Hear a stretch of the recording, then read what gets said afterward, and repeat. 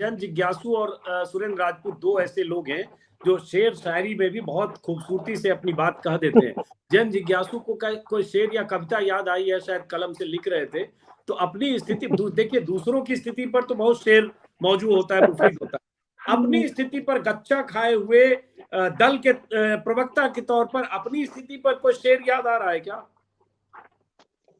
कुछ दोस्तों से वैसे मरासिम नहीं रहे, कुछ दुश्मनों से वैसी अदावत नहीं रही, और हुए तुम दोस्त जिसके दुश्मन उसका आसमा क्यों। और E.M. फॉस्टर एक बड़े नॉवेलिस्ट, उन्होंने एक नॉवेल लिखा है पैसेज टू इंडिया। उनका एक वक्तव्य मुझे याद आ गया कि if I had to choose between betraying my friend and my country, I should not hesitate for a moment to choose the latter. अगर हमें देश और दोस्त में से किसी एक को धोखा देने के बीच चुनना पड़े, तो मैं देश को धोखा देना पसंद करूंगा, क्योंकि जो मैत्री धर्म नहीं निभा सकता वो राष्ट्र धर्म क्या खाक निभाएगा।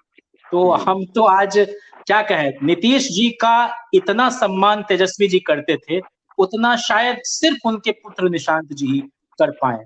तो हमें सिर्फ बहुत दुख होता है जब वो ऐसी बातें, ऐसा आरोप हम लोगों पर मढ़ते हैं जिसका कोई मतलब नहीं। हर कोई कहेगा तेजस्वी जी जैसे शालीन, राहुल जी जैसे शालीन लोगों को सार्वजनिक जीवन में और ताकत मिलनी चाहिए। और नीतीश जी हर महकमे में के दफ्तर में गांधी जी का वो जो 7 सोशल सीन्स है, 7 सामाजिक पाप कर्म, वो टंगवा के रखे हैं। उसमें पहला पाप ये सिद्धांत के बिना राजनीति, काम के बिना धन, विवेक के बिना सुख, चरित्र के बिना ज्ञान, नैतिकता के बिना व्यापार, मानवता के बिना विज्ञान और त्याग के बिना पूजा। अब बताइए 7 पाप में कौन पाप उनमें नहीं? देखिए, ये उन्होंने दूसरों के लिए टांग के रखा था। देखिए, उन्होंने जो टांग के रखा था वो अपने दीवार के पीछे पे था, वो सामने बैठने वाले के लिए था, उनके लिए नहीं था। आपने गलत व्याख्या कर रहे हैं।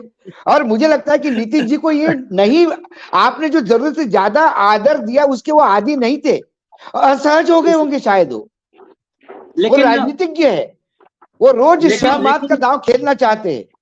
और आरजेडी यदि जरूरत से ज्यादा सबमिसिव रही तो उनको लगा इसमें कुछ राजनीति नहीं हो रही है। मुझे समझ ही नहीं आ रहा है, बड़ी प्लेन जिंदगी चल रही है। आज भी हमारा मन ये मानने को तैयार नहीं हो रहा है कि ये कोई स्वाभाविक मेटामॉर्फोसिस या एक तरह से कहे कि कायांतरण है।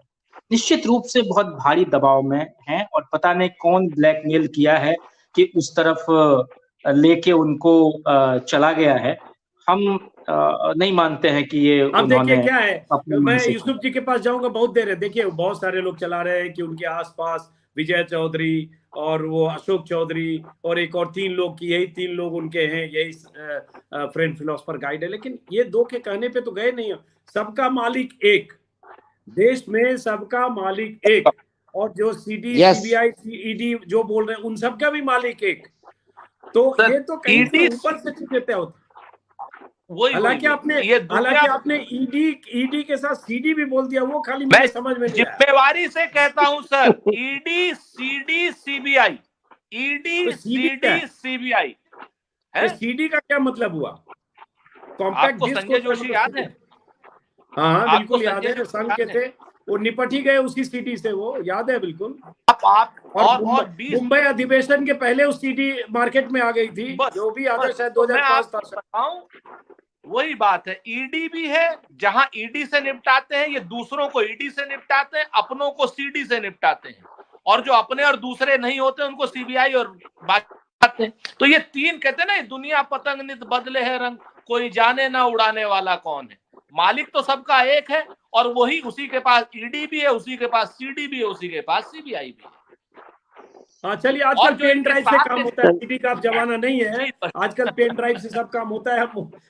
हम वापस एक बार यूसुफ आपके पास, उसके लक्ष्मण यादव भी जुड़े। यूसुफ अंसारी, इतनी बात से एक लब्बो लुआब ये निकला, कोई माने या ना माने, कांग्रेस का नेता नहीं मानेगा, लेकिन बीजेपी खेमे में तो जश्न का माहौल। एक जो थोड़ा बहुत भी टेंशन रहा होगा कि चुनौती इंडिया गठबंधन की होगी और 5-6 राज्यों में खास तौर से, वो टेंशन बीजेपी को, नीतीश को अपने पाले में खींच कर लाने, चाहे ईडी हो, चाहे सीबीआई हो, चाहे जो भी वजह, सीडी मैं नहीं बोलूंगा, तो वो तो निश्चिंत हो गई होगी बीजेपी, और मोदी जी निश्चिंत हो जाएंगे इसके साथ। बिल्कुल, क्योंकि मोदी जी का जो मकसद है किसी भी कीमत पर किसी भी तरह से येन केन प्रकारेण 2024 जीतना है। इसके लिए उन्हें अपने काम पे भरोसा नहीं रहा, इसके लिए उन्हें राम पे भरोसा नहीं रहा, इसके लिए उन्हें फिर नीतीश कुमार की जरूरत महसूस हुई और उन्होंने जो बीजेपी को नुकसान हो सकता था बिहार में, उसकी भरपाई उन्होंने नीतीश कुमार के सहारे कर ली है। तो बीजेपी काफी कंफर्टेबल महसूस कर रही होगी आज की तारीख में कि भाई हम सत्ता में 2024 में वापस आएंगे। जहां तक नीतीश कुमार के पलटी मारने का सवाल है, उस पर सुरेंद्र जान राजपूत जी ने भी कई शायरी सुनाई, जिज्ञासु जी ने भी सुनाई, मुझे भी एक दो शेर का मिसरा याद आ रहा है। एक मिसरा तो यह कि पहुंचे वहीं पे खाक जहां का खबीर था। लेकिन 1993-94 में नीतीश कुमार ने आरजेडी इसीलिए छोड़ी थी कि उन्हें मुख्यमंत्री बनना था और पूरे 10 साल उन्हें लगे। 2005 में मुख्यमंत्री बने, वो लगभग 11 साल लगे और वो मुख्यमंत्री पहली बार बने बीजेपी के सपोर्ट से। तो बीजेपी के, मैंने कल भी ये बात आप कह सके कि बीजेपी का कोई अगर नेचुरल एलाइज है राजनीति में तो वो नीतीश कुमार है। शिवसेना और शिरोमणि अकाली दल अब उसके नेचुरल एलाइज नहीं रहे, वो छोड़ चुके हैं सैद्धांतिक विरोध पे। नीतीश कुमार की फितरत बन गई है पलटना, और इसी फितरत पर अकबर अलाहाबादी ने कहा था कि तकबीर और तकब्बुर लाख करो, फितरत भी कभी बदली है अकबर, तकबीर और तकब्बुर लाख करो, फितरत भी कभी बदली है अकबर, जो मिट्टी है वो मिट्टी है, जो सोना है वो सोना है। तो नीतीश कुमार ने अपने आप को साबित कर दिया कि उनकी प्रतिबद्धता कहाँ है और वो प्रतिबद्धता के साथ वहीं वापस लौट गए हैं। ये मुझे लगता है उनकी आखिरी पलटी है। ये इंटरेस्टिंग आपने कहा, जो मिट्टी है वो मिट्टी है, जो सोना है सोना है, और नीतीश कुमार को बाइट निकाल के रखिए मिट्टी वाला। नीतीश कुमार यही तो कहा, मिट्टी में मिल जाऊंगा लेकिन बीजेपी में नहीं जाऊंगा। तो उन्हें लगा कि अब क्या करें, तो मिट्टी और नीतीश कुमार का जो अन्योन्याश्रय संबंध है वो हम बाइट अभी निकाल रहे हैं हमारे सहयोगी। एक बार वो सुनिए कि कैसे मिट्टी में मिल जाने की बात करने वाला आदमी और किस बेशर्मी से निर्लज्जता के साथ पाला बदलता है और उसके बाद क्या कहता है। दो बयान है, अमित शाह भी और नीतीश कुमार भी, सुनिए, और उसके बाद लक्ष्मण यादव सुनिए।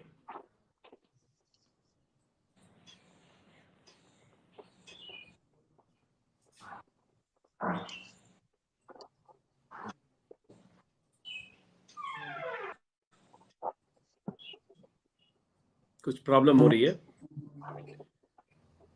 माफी चाहूंगा। दरअसल रविवार होने की वजह से जो हमारे दो खास सहयोगी जो स्विचिंग करते हैं वो आज नहीं है, नए सहयोगी हैं, 4 महीने से सीख रहे हैं, बट कुछ टेक्निकल प्रॉब्लम हो रही है। चलिए वापस आते हैं लक्ष्मण यादव आपके पास, इसलिए मैं आप लोगों को कहता हूँ सीख के रखिए आप लोग। लक्ष्मण जी, अब जो इतनी देर से जो बात चर्चा हो रही थी उसमें एक बात कि ये नीतीश कुमार मुख्यमंत्री भले बन गए 9वीं बार, लेकिन वो मोहरा है। जिस तरह से बयान आज तेजस्वी यादव, माफ करें, केसी त्यागी ने दिए, वो बयान का जिक्र हम बार बार कर रहे हैं, वो बयान इस बात की तस्दीक करता है कि अब लगातार नीतीश कुमार के दल की तरफ से, उनके नेताओं की तरफ से इंडिया गठबंधन और कांग्रेस को टारगेट किया जाएगा, ये साबित करने के लिए लोगों की, जनता की नजर में कि ये लोग सब सत्ता के लोलुप लोग हैं, आपस में लड़ने वाले लोग हैं, ताकि किसी तरह की उसकी संभावना को हम ऐसे रोक सके, चुनौती अभी चूंकि अजीत दा अभी जयंत भाई का भी शेर सुन रहा था, उसके पहले सुरेंद्र जी चूंकि माहिर हैं, जयंत जी लगता है फिर कुछ लिख रहे हैं, तैयारी कर रहे हैं। हाँ।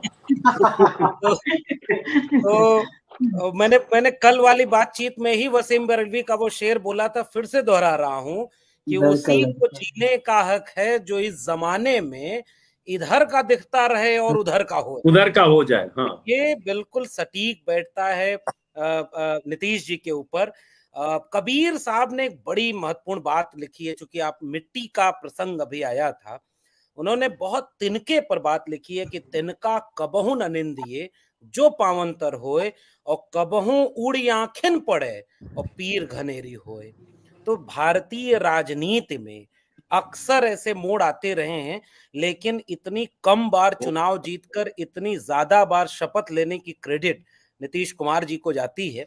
आपके सवाल से ही चुनाव जीतकर भी और नंबर में कम होकर, चुनाव जीतना अलग बात है। 243 में 43 जीत रहे हैं भाई, और उसके बाद भी आप मुख्यमंत्री बन रहे, चाहे आरजेडी के सौजन से बने चाहे बीजेपी के सौजन से बने, और 5 साल अभी हुआ भी नहीं, 25 में होगा, 4 ही साल में आप 3 बार मुख्यमंत्री पद के शपथ लेने वाले भी पहले मुख्यमंत्री होंगे, कि पहले बीजेपी के साथ, फिर आरजेडी के साथ, फिर 16-17 महीने बाद फिर बीजेपी के साथ।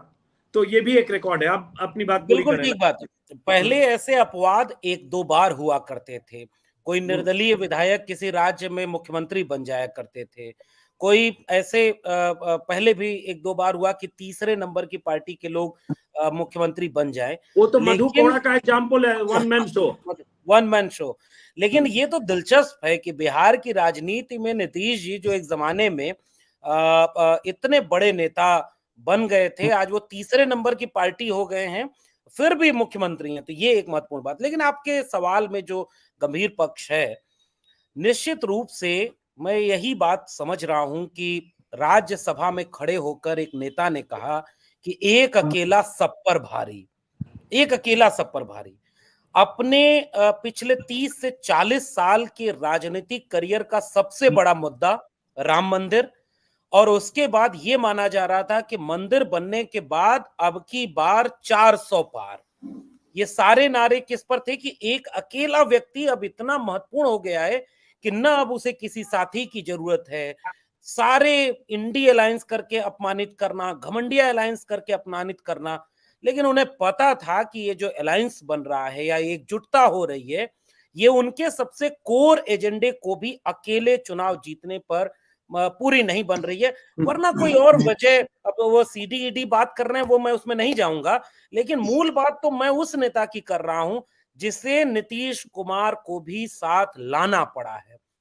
बिहार के वो नेता है, वो पगड़ी, पिछली बार हम लोग जिक्र कर रहे थे कि पगड़ी तब खोलेंगे मुरेठा वाले लाना ही नहीं पड़ा है, बगल में बिठाएंगे, बगलगीर होंगे डिप्टी सीएम बन के, डिप्टी सीएम बनेंगे और वो मुरेठा बांधे रहेंगे। मुझे पूरी उम्मीद है कि खुलेगा नहीं अभी, क्योंकि नीतीश जी तो मुख्यमंत्री भी हैं। मुझे लग रहा है कि भारतीय राजनीति का यह जो स्तर गिर रहा है, यह उस राजनीति की तरफ ले जा रहा है कि अब न कोई मूल्य बचा है, न कोई नैतिकता। लेकिन अच्छा ये है कि इसी वक्त एक परख भी हो रही है जो अपने उसूलों पर, मूल्यों पर टिके हैं। भले ही वो थोड़े से लोग बचें, लेकिन अच्छा है कि सबका एक फिल्टर, एक इम्तिहान हो जा रहा है। अब उतने ही लोग बचें जो वाकई लड़ सकते हैं। नीतीश जी आज नहीं गए, कल चले जाते, ये भी एक मुश्किल थी। अगर उनके दिल में इस तरह की हिचक या डर या जो भी दबाव था, कल जाते या बीच गठबंधन या बीच चुनाव में जाते तो भी मुश्किल होती। तो एक तो इसका पहलू ये है। दूसरा पहलू, दूसरा एंगल मैं इस पूरी बातचीत का देखता हूं, बिहार सरकार ने पिछले 1-1.5 साल में पूरे देश की राजनीति के एजेंडे को शिफ्ट किया था। अब तक ये हो रहा था कि बीजेपी हावी थी, जो एजेंडा वो सेट करती थी उसी के इर्द गिर्द बात होती थी। बिहार में जब से ये गठबंधन की सरकार बनी, चाहे 1 साल में इतनी नौकरी देना हो या सबसे बड़ा मुद्दा जाति जनगणना का मुद्दा हो, उसने नैरेटिव चेंज किया था, विमर्श बदला था। कांग्रेस पार्टी के सबसे बड़े नेता राहुल गांधी, वो लगातार इस मुद्दे को हर चुनाव में बोलना शुरू कर गए थे। ये वो जगह थी जहां बीजेपी नहीं लड़ सकती थी। उसने सब कुछ करके उस विमर्श को ध्वस्त करने की कोशिश की है। अब नीतीश कुमार को अपने खेमे में ले लिया है, तो नीतीश कुमार को वो पूरे देश में घुमाएंगे ये कहते हुए कि एक तो ये इंडिया गठबंधन के सूत्रधार थे, ये हमारी तरफ आ गए, और दूसरी तरफ वो जाति जनगणना जैसे एक बड़े मुद्दे पर, क्योंकि धर्म के सामने एक बड़ा मुद्दा बन रहा था। अमित शाह जाकर बिहार में क्रेडिट ले रहे थे कि भाई हमारी सरकार थी तो हमने जाति जनगणना करवाई। ये अलग बात है कि बिहार, उत्तर प्रदेश में उनकी सरकार है, उस पर बात ही नहीं होती, कई राज्यों पर सरकार है। अब इन दोनों चीजों से उन्होंने ये साध लिया है कि उन्होंने एजेंडा भी कमजोर करने की कोशिश की है। लेकिन मैं जाते जाते ये बात जरूर कहूंगा कि थोड़ी आलोचना उन्होंने कांग्रेस पार्टी की, ये तो एक बहाना है, मतलब सब जानते हैं। अगर आपको तो यही लिख रहे हैं कि बहाना है, हाँ, कोई दिक्कत होती तो आप बैठकर बात करते, आप चुप हो गए, इसका मतलब कि आपके मन में प्लान बी था, या अब आप लड़ने के लिए इंतजार कर रहे हैं। गांव, हमारे यहाँ शादी में फूफा लोग आते हैं ना, तो नाराजगी पहले से लेके आते हैं, फिर पूछते हैं कि किस बात पर नाराज हो। नीतीश कुमार वैसे बन गए हैं, उन्होंने एक बहाना दिया। अच्छा ये होता कि जिस अलायंस को आप शुरू कर रहे थे उसमें कोई कमी होती तो आप बैठते या बात करते, आप लोगों को जोड़ते। ये कौन सी चीज है कि जिस फसल को आप लगाना चाह रहे हो तो उसमें आग लगाकर जा रहे, इसका मतलब कि राजनीति में बिल्कुल क्लियर नहीं था। अब वो थोड़े से लोग बचे, और मैं उम्मीद करता हूं कि बिहार की जनता इस बात को समझेगी और इस बात को कितनी दूर तक वो सहेगी। तेजस्वी यादव जब से सरकार में आए, अभी तो ट्विटर पर चलने लगा वो बयान ना कि नीतीश कुमार ये कहते थे कि पैसा कहां से लाएंगे, कुछ भी बोल देते हैं, 10 लाख लोगों को नौकरी देंगे, 5 लाख तो दे दिया।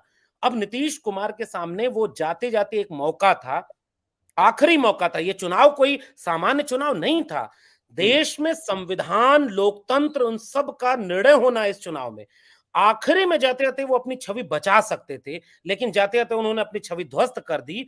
अब लड़ाई सामने से होगी, चाहे जितनी भी सामाजिक न्याय की पार्टियां हैं, संविधान को बचाने वाली पार्टियां हैं, लोग हैं, जनता है, जन आंदोलन है, वो सब एकजुट होकर के इस चुनाव को क्लियर लड़ेंगे। मुझे लगता है इसकी भी एक दिशा खुली है। जी चलिए, ये तो अब 2.5 महीने में क्या कुछ होगा, तस्वीर बार बार बदलेगी, क्या होगी, एक बड़ी तस्वीर तो बदल गई और एक संभावना जो बिहार में थी उस पर लगता है कि एक ग्रहण लगा है। कांग्रेस के प्रवक्ता हमारे साथ हैं, आऊंगा फिर से एक राउंड आप लोगों के पास भी, और ये भी आग्रह करूंगा कि बातचीत लंबी होती है, अगर किसी को बहुत अर्जेंसी हो, हालांकि मैं चाहूंगा सब लोग रहें, तो बीच में एग्जिट कर सकते हैं, इस धर्म संकट में ना रहें कि अब मैं जाऊं क्या करूं।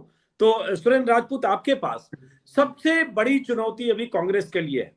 केसी त्यागी ने जो कुछ कहा उसमें एक लाइन बहुत इंपॉर्टेंट है, माने या ना माने, कि कांग्रेस के लिए सर्वाइवल का सवाल है।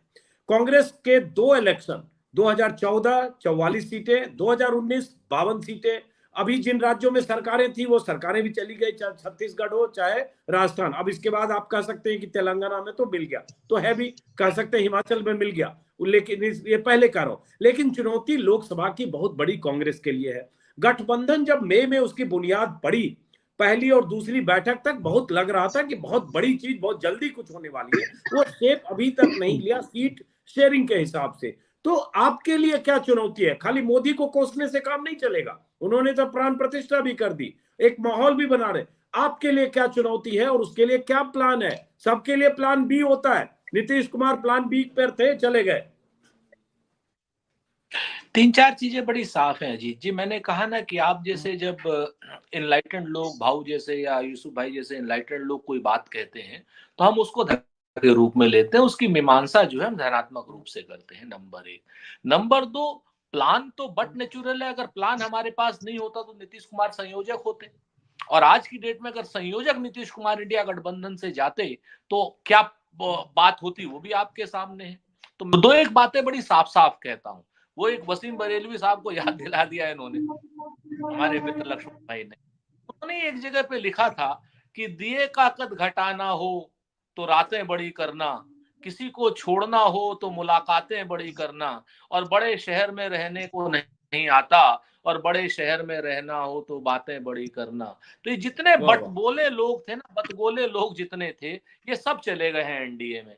अब काम करने वाले लोग बचे हैं। आप देखिए काम को, आप एक एक जगह पर आप देखिए, जातीय जनगणना तेजस्वी यादव। आप इस चीज को देखिए कि जिस समय कोरोना काल था, सबसे बढ़िया काम अगर हिंदुस्तान में किसी मुख्यमंत्री ने किया तो अशोक गहलोत या उद्धव ठाकरे ने किया। इसको दुनिया ने सराहा, मैं अपनी बात नहीं कह रहा हूं, दुनिया ने सराहा कि उद्धव ठाकरे जी को भी दुनिया ने और अशोक गहलोत जी का भी पूरी दुनिया ने सराहा। जब ओल्ड पेंशन स्कीम लागू करनी हो तो कांग्रेस ने की। हम लोग छोटे छोटी बातें जरूर करते हैं, बातें बड़ी नहीं करते, लेकिन आज की डेट में हम तो एक प्रत्यक्ष कारणों के साथ में, प्रत्यक्ष अपनी बातों के साथ में, पिछले 70 साल के अपने गौरवशाली इतिहास के बाद साथ में जहां हमने काम किए, चाहे हमने 1760 करोड़ के बजट को बनाया हो 44 लाख करोड़ का बजट, चाहे हमने उसी 1760 करोड़ के बजट से सैन्य उपकरण न खरीद करके भाखड़ा नंगल बनाया हो, हरित क्रांति की हो, दुग्ध क्रांति की हो, किया हो, कोऑपरेटिव बैंक बनाए हो, एक पाकिस्तान के 2 पाकिस्तान किए हो, परमाणु संपन्न राष्ट्र किया हो, चाहे आरटीआई किया हो, चाहे पंचायती राज दिया हो, चाहे हमने डिजिटलाइजेशन राजीव गांधी जी के समय में किया हो, या right to food, right to manifesto मत बताइए, अब आगे बढ़ते हैं। मैं सिर्फ इतना कह रहा हूं कि हम अपने प्रत्यक्ष कामों के साथ में, जैसे तेजस्वी जी ने 5 लाख की नौकरियां दी हो, ये सारी चीजों के साथ में हमारे पास जनता के सामने जाने के अलावा और कोई चारा नहीं है। वो लोग साजिशें रच रहे हैं, ये बात सच है। वो उनकी साजिशों में मेन स्ट्रीम का मीडिया ट्रैप हो रहा है, मेन स्ट्रीम का मीडिया उनकी साजिशों को हवा दे रहा है। हमें तो कहते हैं ना कि एहसान मेरे दिल पे तुम्हारा है दोस्तों, और ये दिल तुम्हारे प्यार का मारा है दोस्तों। आज की डेट में ये आप लोगों वाला जो मीडिया है, इसको आप जो भी कहते रहो, जो भी नाम, लेकिन मेरे और हमारे ऊपर तो इस मीडिया का इस वक्त एहसान है कि कम से कम सच्ची बात कहने का भी मौका दे रहा है और सच्ची बात जनता को पहुंचाने का भी मौका दे रहा है। तो हम तो इन बातों के सहारे आपके साथ में जनता के बीच में जा रहे हैं, जनता के बीच में रख रहे हैं कि वो लोग छीन रहे हैं, हम आपको जाति जनगणना दे रहे हैं। वो लोग कहते हैं कि हम, वो लोग नीतीश कुमार को छीन करके अग्निवीर दे रहे हैं आपको, हम अग्निवीर को छीन करके आपको रेगुलर नौकरी देना चाहते हैं। वो लोग आपको सिलेंडर 1200 रुपए का देना चाहते हैं, लोग आपको 500 रुपए का सिलेंडर देना चाहते हैं। वो लोग चीन की सीमा पर 20 सैनिकों के हत्यारे के साथ हाथ मिलाते हैं, चाय पिलाते हैं। हम लोग लड़ करके जीते या हारे, लेकिन आंख से आंख मिलाकर के दुश्मन को नेस्त करना चाहते हैं। तो आपको फैसला जनता करना है कि आपके हक की लड़ाई कौन लड़ रहा है। हाँ, मैं और एक अप्रिय सवाल बीच में कर रहा हूँ। ये सारी बातें, हालांकि चीन का जिक्र आएगा तो अक्साई चीन और वो नेहरू के काल की बात बीजेपी वो भी जवाब दे दूं। बाकी मुद्दे पर ये सारी बातें तो राजस्थान, एमपी, छत्तीसगढ़ के चुनाव में भी तो भाषण देते रहे। जातिगत जनगणना पे राहुल गांधी के भाषण एमपी में होते रहे, जनता ने खारिज कर दिया। तो जनता के दिमाग में अगर हिंदुत्व का और अब उसमें राम मंदिर की प्राण प्रतिष्ठा का एक एडिशनल लग गया, अगर उसका ऐसा माहौल बना दिया गया है, उससे उसकी काट के लिए ये सारी चीजें पता नहीं कितनी कारगर होगी। भाई बहुत सारी बातें 2020 में भी बोली गई और विधानसभा चुनाव में बोली गई। मैं जवाब देता हूं सर। आपको कहते हैं ना कि जब बुआ के मूंछ होती है तभी तो उसको चाचा कहेंगे ना। मैं तो आपसे कहता हूं कि आज के डेट में पूरे आप चुनाव उठाइए, जहां हम सत्ता में आए वहां पर भी हमें वोट मिले, वहां भाजपा को भी वोट मिले। जहां हम सत्ता में नहीं आए, मध्य प्रदेश से, वहां पर भी तो 42% हमको वोट मिले ना। ऐसा तो है नहीं कि 42% जनता क्या नाम जागरूक नहीं है। जिन लोगों को जिस पर वोट देना था उन लोगों, हम अपनी बात तो कहते रहेंगे। आज 42% ने वोट दिया है, कल 52% वोट देगी। 10% तो हमको बढ़ाना है। आप मेरी बात को समझिए। दूसरी तरफ वो जनता है जिस जनता के पास ओपीएस हो, चाहे अग्निवीर हो, चाहे क्या नाम महंगाई हो, चाहे चीन की समस्या हो, जैसे आपने अक्साई चीन वाली, तो कहते हैं हम लोग हारे। लेकिन उस समय भारत कमजोर था सैन्य रूप से, क्योंकि हमें भारत को बनाना था। हम उस समय रिसर्च इंस्टीट्यूट बना रहे थे। आज की डेट में जब सक्षम और सशक्त भारत दिया, जब हमने सक्षम और सशक्त भारत दिया, उसके बाद भी प्रधानमंत्री के कार्यकाल में चीन हमारी 1000 किलोमीटर 1500 किलोमीटर क्या नाम जमीन ले जाए, तो ये डूब मरने वाली बात है। तभी प्रधानमंत्री को कहना पड़ता है कि नहीं साहब, मैं तो चाय पिला रहा हूं, कोई घुसा नहीं, कोई आया नहीं, कोई गया नहीं। और दूसरी तरफ मिनिस्ट्री ऑफ एक्सटर्नल अफेयर्स, हमारा बॉर्डर टेंस है, उन्होंने हमारी कुछ जमीनें रखी हुई हैं। तो मैं आपसे बड़ी ईमानदारी से कहता हूं, जब हम हारे हमने मान लिया, लेकिन ये लोग तो जब हारे तब भी नहीं मान रहे हैं। इसीलिए जनता के बीच में अगर ये राम मंदिर से या फलानी चीजों से, प्राण प्रतिष्ठा से इतने सक्षम है अपने काम से और अपने क्या नाम ये सारी चीजों से, तो क्यों नीतीश कुमार को क्या नाम पोच कर रहे हैं? ये आखिर में वाजिब सवाल है। अशोक जी आपके पास आ रहा हूं। जैन जिज्ञासु कुछ है, कुछ लिख रहे थे फिर आप? नहीं, मैं एक बात कह रहा था कि अच्छा, बीच में ये देखिए लिस्ट हमने लगा दी हमारे सहयोगियों ने कि कब कब नीतीश कुमार ने शपथ ली है। ये रिकॉर्ड नीतीश कुमार ने बना लिया है, पाला बदलने का, पलटी मारने का, जो भी कहे। चलिए जैन जिज्ञासु जी, मैं ये कह रहा था कि केसी त्यागी जी ने और खुद मुख्यमंत्री जी ने ये कहा कि लगातार हस्तक्षेप बढ़ रहा था। गठबंधन में शामिल जो भी घटक दल होते हैं, ये ठीक बात है कि मुख्यमंत्री का मंत्रिपरिषद काम करेगा, लेकिन आप इतने नाइव तो नहीं है कि राष्ट्रीय अध्यक्ष जो किसी भी पार्टी के होते हैं, वो आपसे अगर वार्तालाप करें, संवाद करें, उसको अगर आप हस्तक्षेप कहेंगे, तो ये बहुत ही विचित्र और अजीबोगरीब किस्म की समझदारी है। कोई हस्तक्षेप लालू प्रसाद जी का नहीं था। जीरो इंटरवेंशन और इंटरफेरेंस उनका होता था। सब तेजस्वी जी फैसले लेते थे। तो इसलिए मैं तो हैरान था इन बातों पर। दूसरा बहाना बनाया गया उधर जाने का कि भाई सीट शेयरिंग और तमाम चीजें। फिर मैं शेर का ही सहारा लूंगा कि जाती है तो चली जाए मैखाने की रौनक, कम ज़र्फों के हाथों में तो सागर न मिलेगा। भारत को लीड करना है तो उसके लिए एक इंटेग्रिटी वाला लीडर चाहिए। कितने मुश्किल से कितने लोग इस देश में प्रधानमंत्री हुए हैं भाई। दूसरा, ये कलीम आजिज इसी बिहार के थे, इंटरनेशनल रिपोर्ट के शायर थे। उनके 2 शेर कि मैं में कोई खामी न सागर में कोई खोट, मैं में कोई खामी न सागर में कोई खोट, पीना जरा आए है तो छलकाए चलो हो, रखना है कहीं पांव तो रखो कहीं पांव, चलना जरा आए है तो इतराए चलो हो। अरे रखना पांव यही था, यही आपको ठीक करना था चीजें, अगर आपके मन मुताबिक नहीं भी हो रही थी तो। दूसरी बात मुझे कहनी थी कि ये कह रहे थे कि हम तो अब नहीं चल पा रहा था, अब लगातार परेशानी बढ़ रही थी। तो उसी चंचल चित्त पर, हालांकि ये अच्छे कोनोटेशन के साथ है, मुनीर नियाजी का शेर कि आदत सी बना ली है तुमने तो मुनीर अपनी, आदत सी बना ली है तुमने तो मुनीर अपनी, जिस शहर में भी रहना उकताए हुए रहना। तो ये जो आप उकता जाते हैं, इसमें किसी शहर का दोष नहीं है, बार बार जगह परिवर्तन ठीक नहीं है। और हम मानते हैं कि भारतीय राजनीति में शरद जी एक बार कह रहे थे कि आप टिकट कटाएंगे मुरादाबाद का, पहुंच जाएंगे आगरा, और ऐसा मेरे जीवन में कई बार हुआ है। तो जनता दल यूनाइटेड के स्थापना के समय से, जब समता पार्टी और रामकृष्ण हेगड़े जी की पार्टी का मर्जर हो गया, एक बार तो ये लोग एक ही चुनाव चिन्ह पर लड़े थे 99, फिर 2000 में अलग अलग चुनाव चिन्ह पर लड़े और कई जगह फ्रेंडली फाइट हो गया। आपका इंटरव्यू भी हमने देखा शरद यादव जी के साथ, रामविलास पासवान जी के साथ। तो शरद जी के जाने के बाद 12-13 साल वो जो वहां अध्यक्ष रहे, कोई कहने वाला नेता इनको नहीं रह गया और किसी से कोई डायलॉग की ये आवश्यकता भी नहीं समझने लगे। 17 में भी ये गए थे और खुद शरद जी ने मुझे बताया कि पूरे हाव भाव से ऐसा लगने लगा कि बोला कि नहीं अब तो चलना मुश्किल है, अब कैसे करें लालू जी का ये वो। उन्होंने कहा तुमको तो पहले भी हमने कहा था, 13 में भी करे रुको, राजनाथ भाई ने कहा है कि आप लोग रुकिएगा तो स्पष्ट बहुमत आएगा नहीं तो आप ही लोग कह दीजिएगा कि भाई या सब मिलके तो जो चेहरा है वो बदल जाएगा अगर एनडीए की सरकार होगी तो, लेकिन आप लोग जाइए मत। तो तुम तो उस समय रुके नहीं, अब तुम कह रहे हो कि उन पर मुकदमे हैं, तो तुमको पहले नहीं ये पता था?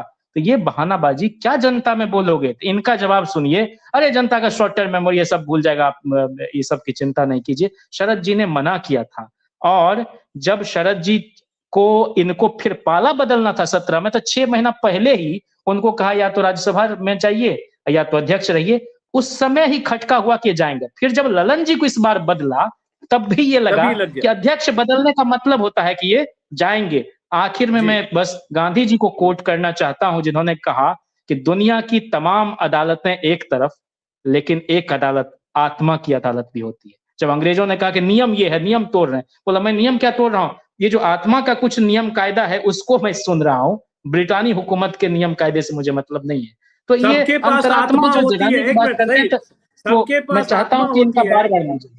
सबके पास आत्मा होती है, हम चारों के पास आत्मा है, नीतीश जी के पास अंतरात्मा है, वो अंतरात्मा की आवाज सुनते हैं।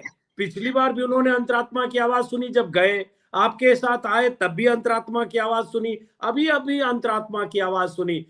यूसुफ अंसारी, उसके बाद अशोक जी आपसे क्लोजिंग करेंगे। जमीर जिंदा है।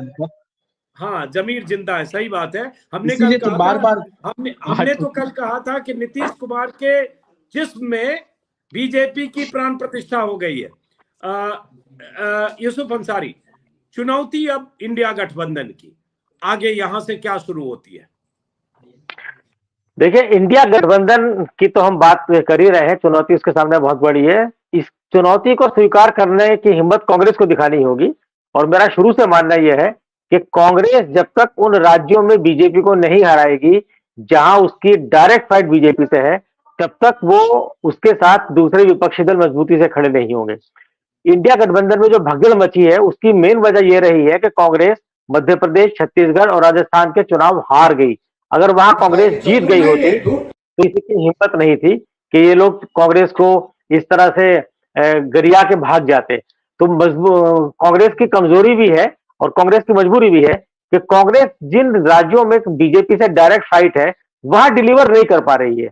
बिहार में जब 2020 के विधानसभा चुनाव हुए थे तो कांग्रेस अपना पुराना प्रदर्शन नहीं दोहरा पाई और उस पर यह आरोप लगे कि भाई हमारी महागठबंधन की सरकार कांग्रेस की कमजोरी की वजह से नहीं बन पाई। ये बात कांग्रेस के बड़े नेता आपसी बातचीत में मानते भी हैं कि हाँ, बिहार में हमसे गोफअप हुआ, हम पिछली बार 2015 में जो 27 सीटें जीती थी उसकी जगह हम कम सीटें जीत पाए, 27 शायद ज्यादा सीटें जीती थी, तो ये एक वजह रही है। कब की बात कर रहे हैं?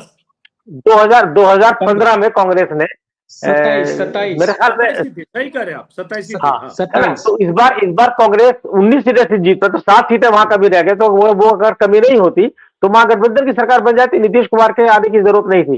तो कांग्रेस के साथ दिक्कत क्या हो रही है कि अब जैसे राहुल गांधी ने भारत जोड़ो यात्रा निकाली, उसके बाद ये माना गया कि भाई कर्नाटक और तेलंगाना में सरकार बनी कांग्रेस की, उसका भी एक रीजन, मतलब एक फायदा कांग्रेस को हुआ है।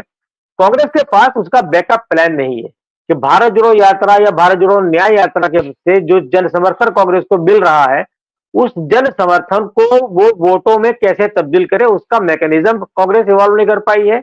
और उसके साथ उसका जो बैकअप होना चाहिए, जो जितनी तैयारी होनी चाहिए, उतनी तैयारी नहीं।